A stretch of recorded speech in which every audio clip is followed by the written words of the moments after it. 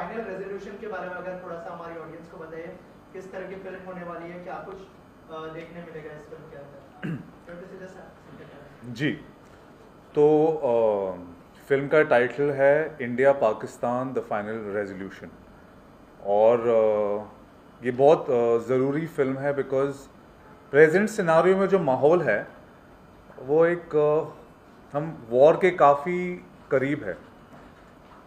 War हुई थी limited कुछ महीनों पहले, लेकिन मासेस नहीं चाहती है कोई भी तरह का वायलेंस। जब आर्मीज़ भी एक्शन लेती है वो टारगेटेड किलिंग्स करती है, ना कि मासेस को अटैक करती है। तो ये जो फिल्म है India Pakistan the final resolution, हम चाहते हैं कि हमारे इंडियन सब कॉन्टिनेंट में पीस हो और वॉर की सिचुएशन से हम बचे। तो that is the main theme of the movie. आप एक्टर भी है, डायरेक्टर भी है, प्रोड्यूसर भी है, तो कितने चैलेंजेस होने वाले हैं आपके साथ में और कैसे इसको एग्जीक्यूट करने वाले हैं उसके बारे में कुछ शेयर करें, और क्या क्या प्रिपरेशन की है आपने? ये जो सब्जेक्ट है वो एक कॉम्प्लेक्स सब्जेक्ट है और ऑलमोस्ट 2.5 years से इस पर हमारा काम चल रहा है, स्क्रिप्ट पर, थीम पर और मैसेज पर ऑफ कोर्स। तो मल्टीपल रोल्स इसीलिए मैं प्ले कर रहा हूँ क्योंकि ये सब्जेक्ट को डील करना आसान नहीं है, so obviously as a story writer, as a director, क्योंकि मैं सब्जेक्ट को जी रहा हूँ, इस पर मैं रिसर्च कर रहा हूँ, जो हमारे day to day news, day to day events, इसको फॉलो करना, मूवी में इनकलकेट करना, तो एक बहुत बारीकी का काम है। And I think by playing these multiple roles मेरे लिए आसानी भी होगी और इसको ट्रीट करने में जस्टिस भी होगा। सो इसलिए मैं मल्टीपल रोल्स इस पर प्ले कर रहा हूँ। जी, आप क्या कहना चाहेंगे, कितने एक्साइटेड है फिल्म के लिए, क्या क्या तैयारियां की हैं आपने अपनी तरफ से? अभी तो एक्साइटेड तो है ही कि जितना हो सके हम लोग इसमें काम शुरू करें, बट अभी चल रहा है, रन थ्रू चल रहा है, तो अभी इंशाल्लाह हम लोग जल्दी इसका शूट भी स्टार्ट करेंगे। अभी तो फिलहाल प्रोडक्शन में टाइम लगेगा, अभी हमारा प्री प्रोडक्शन चल रहा है। तो एक्साइटेड तो है ही। युवराज की तरफ से क्या क्या ब्रीफ मिला है आपको फिल्म को? मुझे एक्चुअली मेरे कैरेक्टर के लिए ब्रीफ मिला है। मैं इसमें जहरा का कैरेक्टर कर रही हूँ, जो एक डिप्लोमेट होती है और उसका ट्रांसफ़र होता है यूनाइटेड नेशंस में, जो वहाँ पे पाकिस्तान को रिप्रेजेंट करती है। तो बस आप अगर बताएं कि क्या क्या तैयारी चल रही है आपकी और कितने एक्साइटेड है अपने कैरेक्टर के लिए? मैं तो बहुत ज़्यादा एक्साइटेड हूँ। हमारा शूट अभी जनवरी से स्टार्ट होने वाला है कश्मीर में, and I am playing the character of Anaysha. मैं एक आर्टिस्ट का कैरेक्टर प्ले कर रही हूँ, बहुत स्ट्रॉन्ग कैरेक्टर है और मैं बहुत ज़्यादा तो कुछ रिवील नहीं कर सकती। बस सर, आपका मकसद क्या है मूवी बनाने का, इंडिया पाकिस्तान? मकसद तो मेन ये है कि as representing the masses, as a film maker हम मासेस को रिप्रेजेंट करते हैं, उनके लिए फिल्म्स बनाते हैं, सोसाइटी के लिए फिल्म्स बनाते हैं। तो मैं ट्रूली चाहता हूँ कि हमारे इंडियन सब कॉन्टिनेंट में वॉर ना हो, बिकॉज वॉर से बहुत डिस्ट्रक्शन होता है in every way possible. Economy है, पॉलिटिक्स है, डे टू डे लाइफ्स है, एंड वायलेंस तो ऑफ कोर्स कोई चाहता ही नहीं कि वायलेंस हो। और स्पेशली वर्ल्ड वॉर 2 के बाद जब दुनिया ने इतना डिस्ट्रक्शन देखा था, इसलिए यूनाइटेड नेशन सेटअप किया गया था कि वॉर ना हो, एंड वर्ल्ड वॉर 2 के बाद कुछ लगभग 5 करोड़ लोग मरे थे पूरी दुनिया में, स्पेशली यूरोप में। उसके बावजूद यूरोपियन यूनियन बनी थी।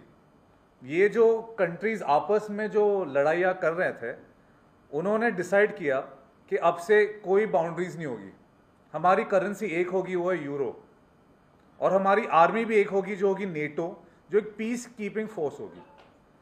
तो इतना बड़ा बदलाव जब यूरोप में आ सकता है, तो हमारे इंडियन सब कॉन्टिनेंट में, जिसमें इंडिया है, पाकिस्तान है, नेपाल, अफगानिस्तान, श्रीलंका, म्यांमार, बांग्लादेश, हम भी आपस में मिलजुल कर रह सकते हैं और एक इंडियन सब कॉन्टिनेंट यूनियन बना सकते हैं।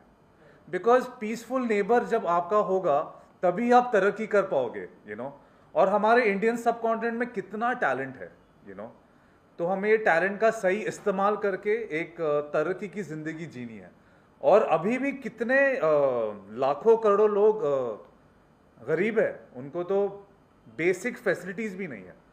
तो हमारी वॉर होनी चाहिए गरीबी के खिलाफ, एज हमारे पॉलिटिशियंस भी कहते हैं, तो मेन मकसद तो यही है मेरा फिल्म बनाने का। और क्या ये फिल्म फीचर फिल्म होने वाली है या फिर रियल लाइफ से कुछ रेफरेंसेस लिए हैं आपने फिल्म के, कुछ शेयर करें उसके बारे में? It is a feature film, but it is not completely based on reality. इसमें कुछ इवेंट्स रियल है, और जो रेजोल्यूशन की बात है और सोल्यूशन की बात है, this is absolutely, I am being very idealistic but at the same time बहुत प्रैक्टिकल भी हूँ। तो ये ऑफकोर्स एक फिक्शन है। एंड ऑफ द फिल्म हम ये बता रहे हैं कि वी एज अ इंडियन सब continent have come closer together. और कौन से लोकेशंस पर शूट किया जाएगा फिल्म को, क्योंकि जब इस तरह के सब्जेक्ट होते हैं तो एक रियल लोकेशन दिखाना बहुत इंपॉर्टेंट होता है, तो ऐसा कुछ सोचा है कि कौन से लोकेशन पे शूट किया जाएगा? जी, तो the beauty of a country is के हमारे पास स्नो भी है, डेजर्ट भी है, नॉर्मल मेट्रो भी है। सो लोकेशन जो हम चुनेंगे इज़ ऑब्वियसली मुंबई, बिकॉज बहुत सारा स्टूडियो में शूट होगा, बिकॉज उसमें यूनाइटेड नेशंस की ऑफिस दिखाई जाएंगी, गवर्नमेंट ऑफिस दिखाई जाएंगी, और आउटडोर्स जो हमें पाकिस्तान दिखाना है, अफगानिस्तान दिखाना है, श्रीलंका दिखाना है, तो ऑब्वियसली एक कश्मीर में शूट होगी, हिमाचल में, और Sri Lanka and Goa. These are the places what we have selected. Sir, ये जो मेन जब भी हिंदुस्तान और पाकिस्तान की बात चलती है जी, और मेन झगड़े का जो जड़ है वो कश्मीर है। हाँ कश्मीर की वजह से पूरी ये जो है वॉर हो रही है जी। इसे किस प्रकार से आप जस्टिफाई करेंगे? पोस्टर्स में आपने एक लाइन देखी कश्मीर के बारे में, आप रीड कीजिए, क्या है लाइन?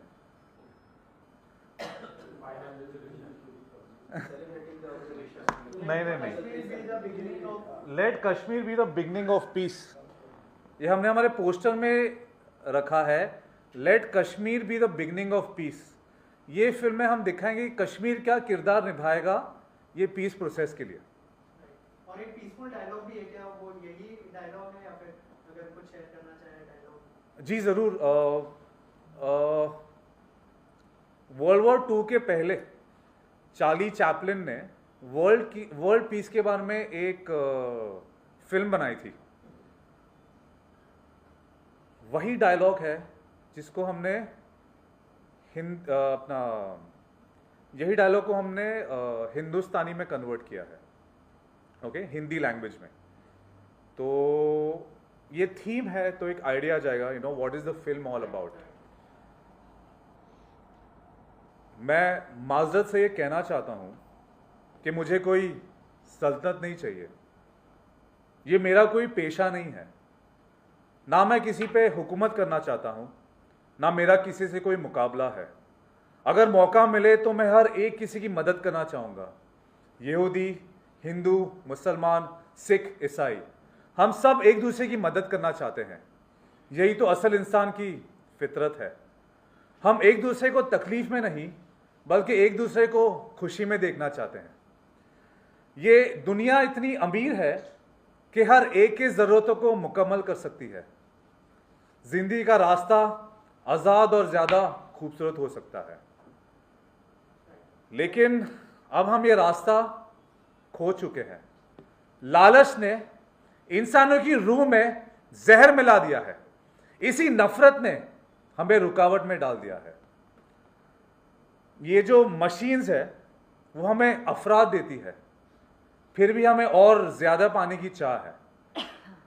हमारी जहनी काबिलियत ने हमें बिल्कुल बेरहम बना दिया है।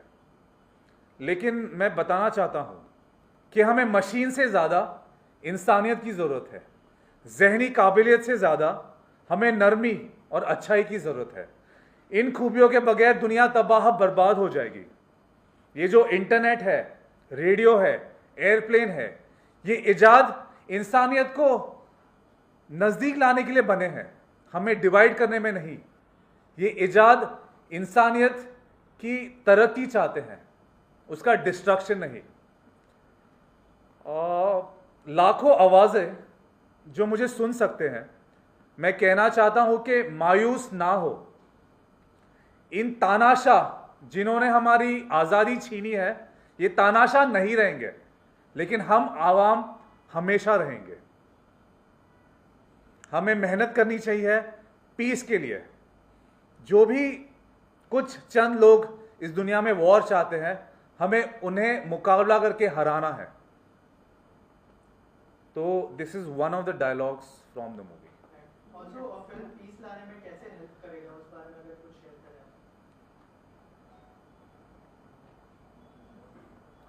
एक तो जो एक फिल्म होती है ना, उससे काफ़ी लोग इन्फ्लुएंस होते हैं।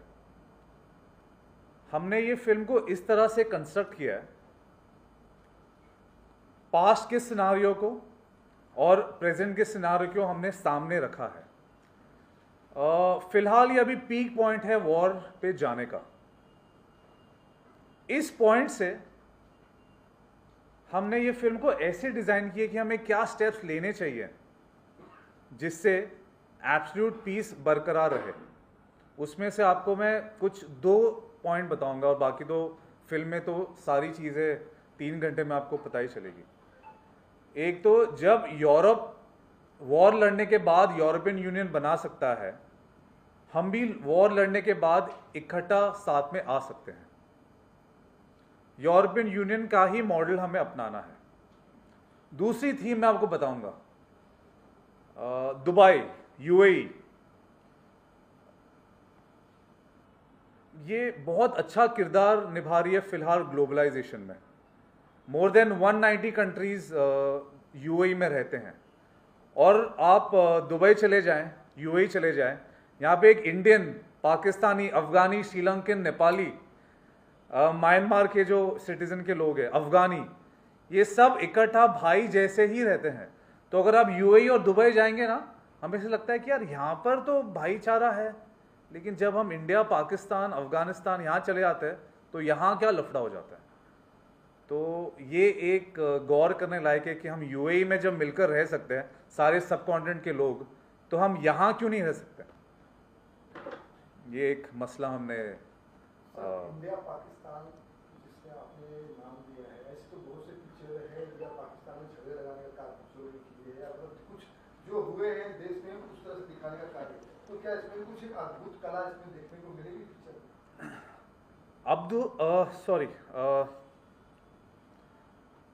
इसमें डिफरेंट ये है कि स्टोरी लाइन है 2 डिप्लोमैट्स की।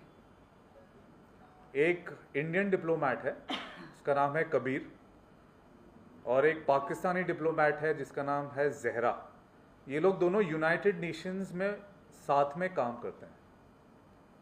ये 2 जो डिप्लोमैट्स है वो ट्रूली बिलीव करते हैं कि डिप्लोमेसी से और अच्छी प्लानिंग और स्मार्टनेस से ये मसला हल हो सकता है। ज़रूरी नहीं है कि वॉर का जवाब वॉर से देना है, या वॉर होनी चाहिए कि पहल भी हो। वॉर या कोई अटैक्स को हम रोक भी सकते हैं। हमारे पास जो इतना अच्छा इंफ्रास्ट्रक्चर है सिक्योरिटी फोर्सेस के पास, जो इंटेलिजेंस है, जो इक्विपमेंट्स है, उससे हम एक अटैक रोक भी सकते हैं। अगर कोई ऑर्गेनाइजेशन या टेररिस्ट ऑर्गेनाइजेशन अटैक करना चाहे भी, उसको हम बड़ी आसानी से रोक सकते हैं, क्योंकि हम सिक्योरिटी अपैरेटस हमारा इतना डेवलप हो चुका है। तो ये एक डिफरेंट चीज़ है। जैसे इतने सारे जो टेररिस्ट अटैक होते हैं, और जो पहलगाम का भी अटैक हुआ है, अगर हम ज़्यादा जोर दें और सिक्योरिटी फोर्सेस के साथ सिविल सोसाइटी भी साथ में मिले इंटेलिजेंस गैदरिंग में, तो ऐसा अटैक कभी हो ही नहीं सकता इस मॉडर्न वर्ल्ड में। तो ये एक नई चीज़ है हमारी फिल्म में। बाकी फिल्मों में एक वॉर है, उसका जवाब वॉर से देना है, ये ज़रूरी नहीं, ये पुरानी बात हो गई। 21st सेंचुरी में with so much of technology और इतना एजुकेटेड पॉपुलेशन जो हमारा है, उससे हम ऐसा अपैरेटस बिल्ड कर सकते हैं जो हमने फिल्म में बनाया कि हमें वायलेंस की ज़रूरत है ही नहीं। तो ये एक डिफरेंट चीज़ है, ये एक अद्भुत चीज़ है ये मूवी में। Thank you. You welcome.